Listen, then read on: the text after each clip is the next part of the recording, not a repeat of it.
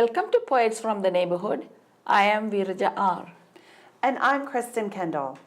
We hope you'll enjoy the poems we'll be reading today. Poems written by your friends and neighbors. Salthill Sunrise by Catherine Moore. Dark of the morning giving way to murky dimness. In soft illumination, clouds shroud the wide inlet of sea.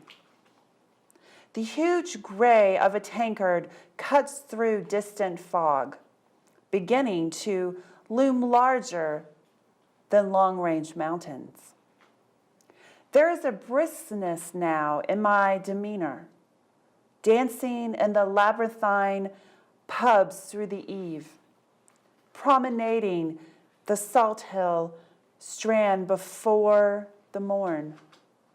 Up with the rooster, down with the nightingale. Fishing boats chugging through the early tide. Dullaman churned up in their wake. Parallels lobster boats out of Rockland, or shrimp boats leaving Carabel. Variant song, same verse. I pause to watch a pelican take his chilly plunge. Seabirds glide with ease on Galloway gales, then drop. I remove my cap, let the wind play freely with my hair. I listen for the insistent fiddles, the wandering pipes. Dawn's pouring down like honey through broken clouds, and the sound of a church bell echoes through the choppy bay. At the rat-two of drums, I stretch my arms to sail in crisp breeze. I feel the smile before I see a muse's blue eyes meet mine, and he passes by to peel off his clothing and to dive in the icy waters. It is swift, sensing the time to plunge. The maid on shore throws her song past my wild throat, and Galloway Bay swallows all the lilting sounds. I'm going to be reading today from my book, Beyond Loving, collection of poems for mothers. The first poem, Mother Earth Hurting.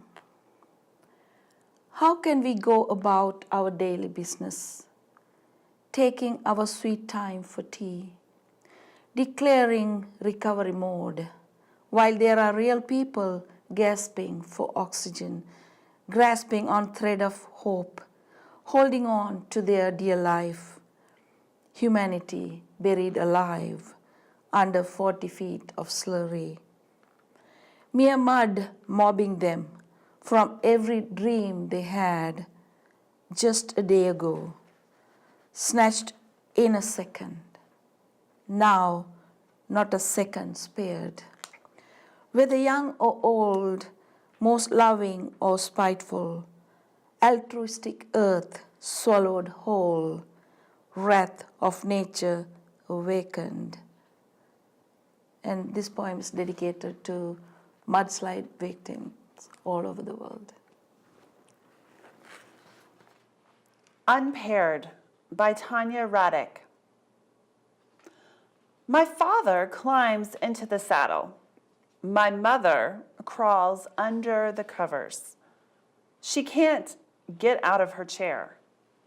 He falls off the horse. He cooks breakfast. She eats whatever. She writes the checks. He spends the money. He is up and dresses at 7 a.m. She takes a shower once a week. She bets on the ponies. He buys horse-fed. She planted roses. He bought Roundup. She had 3 children. He had 3 problems. He complained about her. She never said a word. When she was young, he was gone. He left home for cash. She stayed around the place. He was often injured and being a patient. She got sick once and died. The house is quiet. Only he resides. She is gone. He is home alone. He wrote her obituary in 2 sentences in the Robertson County Times. The year she was born, the year she died. They were married 61 years, 1 week and 6 days. 2 life sentences and 1 wedding vow. The next poem, Mother of Exiles. Let the torch of Lady Liberty, our mother of exiles, carry, remain the sign of sanctuary, calling huddled masses, running away from massacres, voices silenced to a hushed cry. Rejoice, raised high into the sky, to find freedom and live in peace, etched in words of Emma Lazarus. Joyous Explorations by S.R. Lee. Sent by adults to reconnoiter a new place, we went eagerly with no cautionary warnings.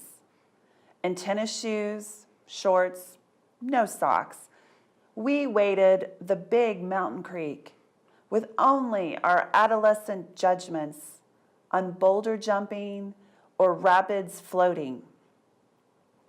Though never again did we scramble down that unknown rocky creek, other rocks, high on many bluffs or jutting from a mountainside, or swept with swift river, awaited our discoveries.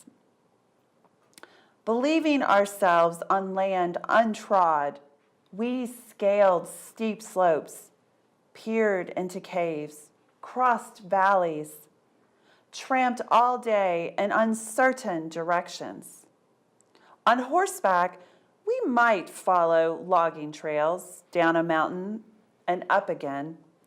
No fears had we inexperienced young, just curiosity for the next bend in the path, in the trail, in the river.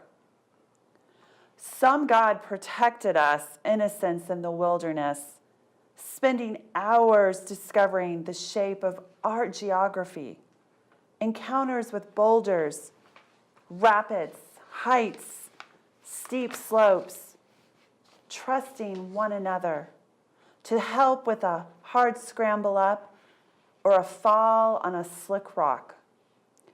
And that exploring freedom, we knew a basic happiness, pleasures that could return from the sight of a tree or a large rock anywhere, or a curving, shady road.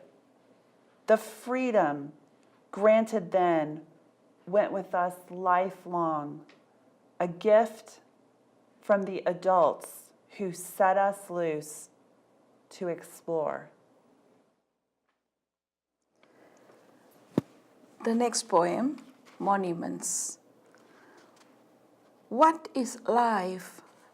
Mortals' chance to seek immortality? Living do carry those dead in their hearts, memories, and great monuments. For because of them who came before us and led the way, taught how to live, how to find our way, in their absence we are not lost, knowing the journey is the purpose, and how is all that matters. Standing tall and proud, Let's lend our hands, for only in peace humanity could soar. Thank you for watching Poets from the Neighborhood. We hope you'll join us again soon.